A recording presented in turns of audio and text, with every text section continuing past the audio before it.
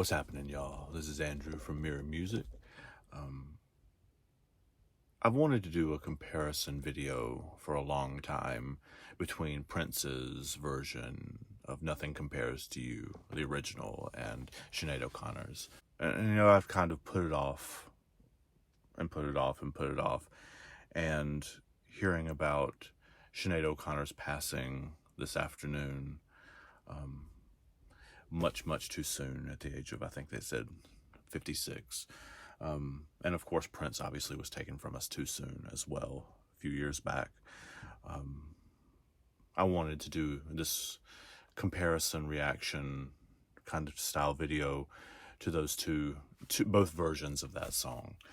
This is not going to be this one's better than the other one kind of thing, and just talking about what we hear and remembering two incredible musicians.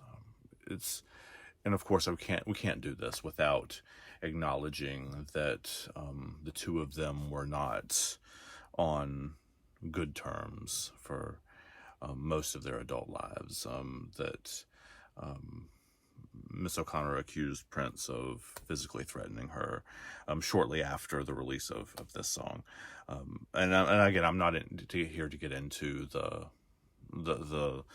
that story really particularly. We're just here to celebrate two incredible artists. But I also think it'd be kind of disingenuous to get into this without at least acknowledging that.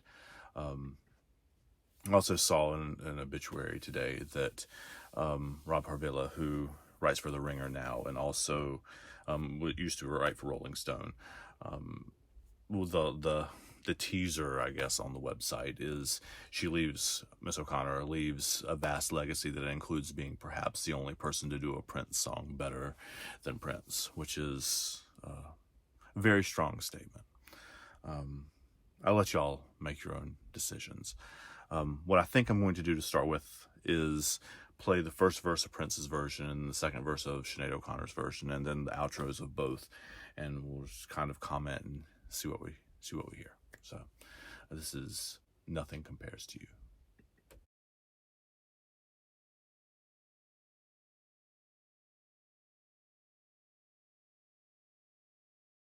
When I'd not listened to either of these versions of this song in a very long time, and it's always good to put new ears on them after it's been a while since you've heard them. I was this many years old today when I realized that they say 7 hours and they say a different number of days. Sinead says 15 and he says 13. Doesn't really matter. It's just one of those interesting details.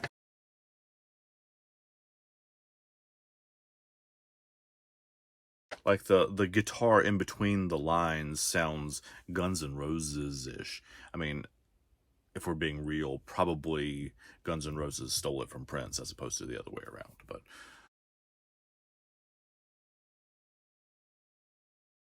I love that seventh there, like that. It's not really a key change, but it kind of, that movement in between that and the chorus is iconic for a reason. It's so beautiful. I'd forgotten how his voice cracked in this song.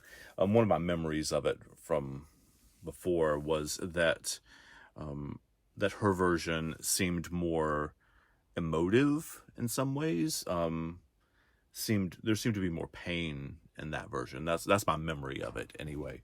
But you can hear it in this one too.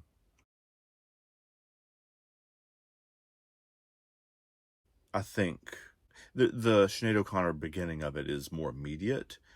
He has, I didn't count how long the intro was here. I didn't look at the timer. It feels like 20 or 30 seconds probably worth of intro. And if you see him play it live, there's versions on YouTube of him playing this live at Paisley Park and other places, the intro is longer too. So in Sinead O'Connor's version, it seems like maybe 5 or 10 seconds, and she's right. It's been 7 hours and 15. I think hers is 15 days. Anyway, so the second verse we're going to listen to is hers. This is certainly the version that was more famous in the wider popular culture. It's in a different key too.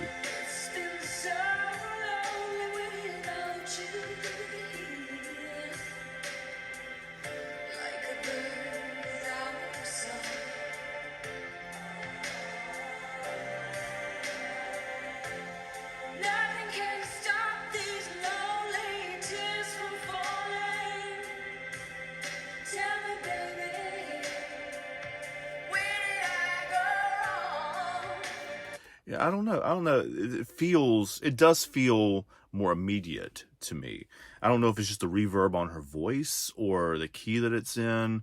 It's hard mentally, obviously, to divest listening to the song from the video, which is one of the most iconic MTV videos of all time, which is just like her face, like right here in the camera singing. But I think it's also healthy to listen to them without any other visuals of like the videos playing at the same time, so you can just like listen to the musical part.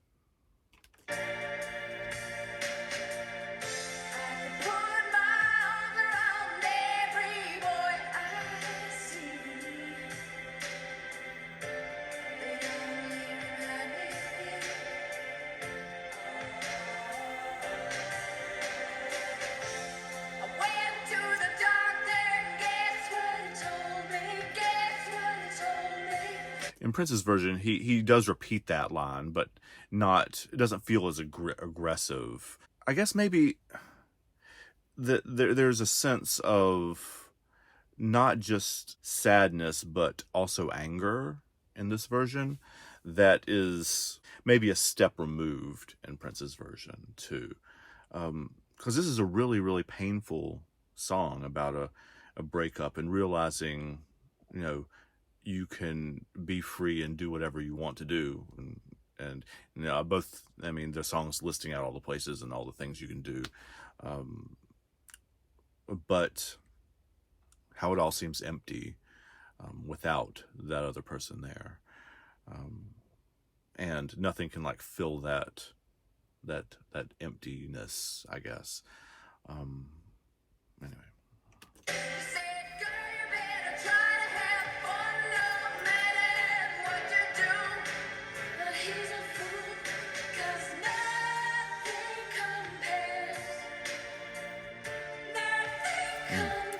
Like that note, where she goes up the octave, it's not an octave, but like goes up an octave from where she would have normally sung it. I remember, not the first time I heard that, but that's one of those moments of separation between the two, because Prince doesn't do that in his version. But it's one of those hooks, right? Coop and I talk all the time about hooks, things that catch your attention in versions of songs and in songs. And that's one of those things that when you're just kind of grooving along to something and something kind of like slaps you out of that, that's one of those moments for me in this version of the song anyway.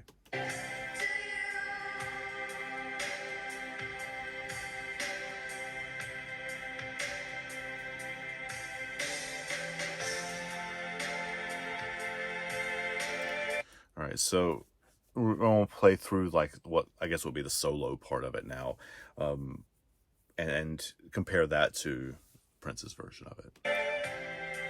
This is violins, right? Strings.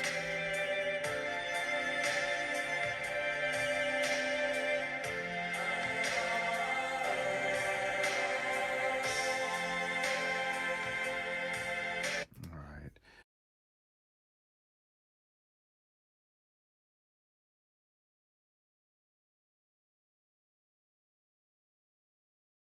And that's one of those moments, like, and you hear it in both of the versions of the song, that, you know, I know that "Living with Me, Baby" was not, I forget exactly the lyric, is not easy. And that, to me, as just like analysis of the song and not the versions, is a little twist of the knife, right? Because the admission is that the reason this other person is not there is me, right? Is the singer, is the I in the song, has done something to push the other person away. And you guys all know this, probably from painful experience, but there's a difference in the feeling between this person that I love is not here anymore, and this person that I love is not here anymore, and it's my fault, right? It's something that I did. And that hurts way, way more.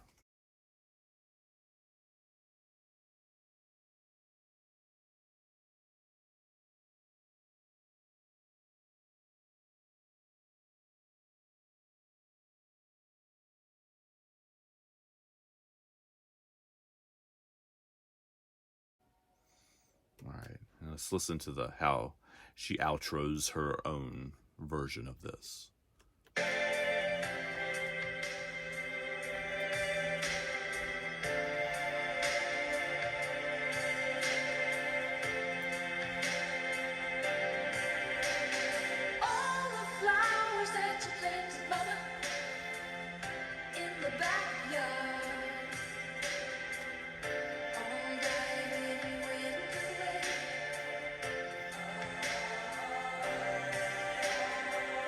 That's actually pretty similar.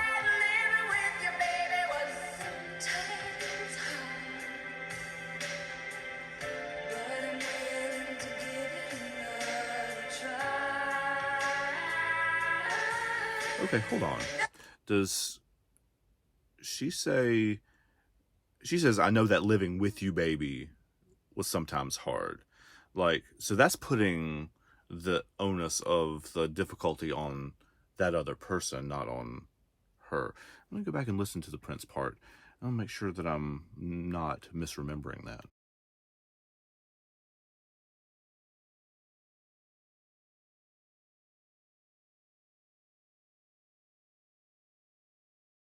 I'm pretty sure he says living with me, baby, is sometimes hard. Like, so it's an interesting... I mean, obviously the genders are reversed in the song. Like she sings, I could hug every boy I see, and he sings, I could hug every girl I see, and so forth. But he's also taking responsibility for the breakup, essentially, in that line, if I'm hearing that correctly. And tell me if I'm not. But and she is not pushing the responsibility all on the other person, but because they're both saying, I'm willing to give it another try, right? But it's still... that little change changes the meaning a lot, actually.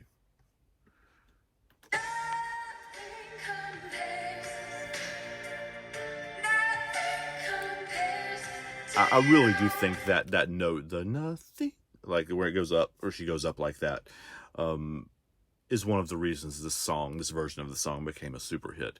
It's one of those iconic kind of moments.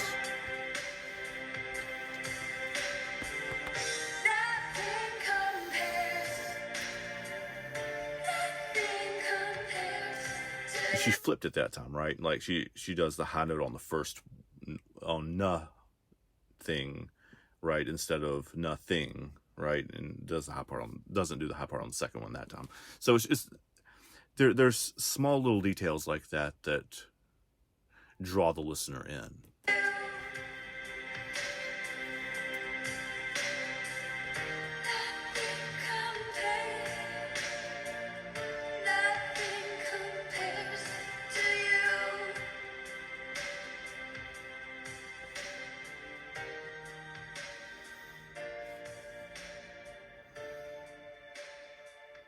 So yeah, it's like, it's an interesting thing to think through, really, because lyrically they're the same, or almost exactly the same, except for that one little thing that I mentioned, and obviously the pronouns of the other person that they're singing about. But also the feel of them, to me, I mean, there's pain, there's suffering, there's anger, there's frustration, there's loneliness, obviously. But the feeling of them is still pretty different to me. And I think they're both heavy, and I think they're both effective, but they don't land the same to me. I think my feeling about them is, when I listen to Prince's version, I feel like this is a guy who is sad about the circumstance and is eventually going to move past this and get over it, or not over it, but you know what I mean, like move past it and move on with his life eventually. And I think one of the reasons that Sinead O'Connor's version feels so devastating is that when you hear her voice, my response to that is it doesn't feel like the singer of that song ever feels like they're going to get over it. And that, to me, leaves you with a very different feeling at the end, I guess. So, both of them are valid, obviously. Both of them are excellent, but different, right? So, rest in peace to both of the legends. I guess is all I really have to say about that. I just wanted to listen to both of them again with fresh ears, and do some remembering of the two of them. So, hope you enjoyed that. Tell me what you think in the comments. We'll see you next time. Take care, y'all.